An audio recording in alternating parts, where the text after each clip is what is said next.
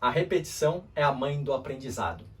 Você sabe qual que é a diferença do aprendizado de uma criança e de um adulto?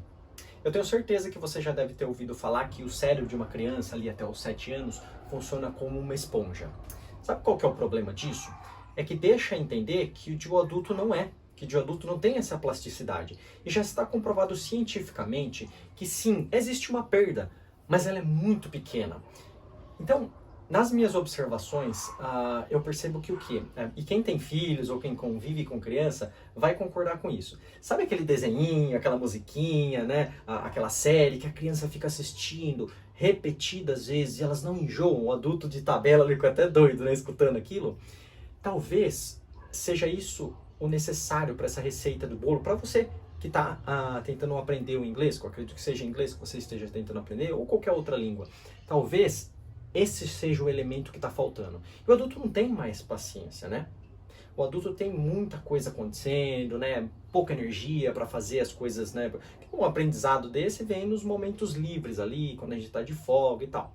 E para quem tiver interesse, no final desse vídeo eu vou deixar um dos meus vídeos onde eu vou um pouco mais a fundo em algumas estratégias e um pouco do porquê 90% desiste antes de chegar num nível legal aí ou chegar na fluência. Mas voltando para o ponto principal, nessa minha jornada de aprendizado no inglês, o que mudou tudo para mim e que quando realmente eu comecei a avançar no inglês e comecei a sentir que eu realmente estava aprendendo, eu conheci um nome. E hoje esse cara é o considerado o professor número 1 de inglês no mundo. E aquela metodologia mudou tudo para mim. O que eu fazia? Eu lembro que eu trabalhava como um balconista na época. E aí eu fui lá, conversei com a minha chefe, falou, muito importante para mim, eu tô aprendendo inglês e tal, posso ficar com um lado do fone, eu atendia, né, o pessoal, posso ficar com um lado do fone de ouvido aqui, né, para escutar alguém chamar, coisa e tal, prestar atenção no ambiente, e quando chegar um cliente, eu tiro o fone ali, atendo e tal. E eu deixava esse áudio, os áudios dele, as mini stories e tudo mais, eu deixava aquilo rolando na minha mente.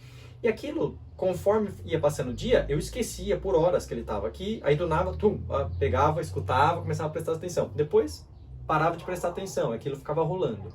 E aquilo começou a entrar na estrutura psicológica do meu cérebro. E eu lembro que quando eu chegava em casa, lógico, fone de ouvido incomoda ali, né? Eu chegava em casa, o que eu fazia? Eu tinha um CD também. Então eu gravei o CD e coloquei o CD bem baixinho no rádio e eu deixava aquilo rolando a noite inteira. Inclusive filmes e tal. Eu trocava, óbvio, né? Eu trocava ali porque senão fica muito maçante.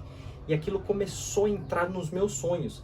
Mesmo que eu não entendia o que era, aquelas palavras começaram a fazer um pouco mais de sentido quando eu começava a conectar elas. O mais importante é isso, essa repetição. Como dizia um amigo meu, repetição até exaustão leva à perfeição. A perfeição não existe, mas tem tem uma sabedoria muito grande nisso, né? Então eu vou deixar o canal também desse professor, mas não fique preso ao professor.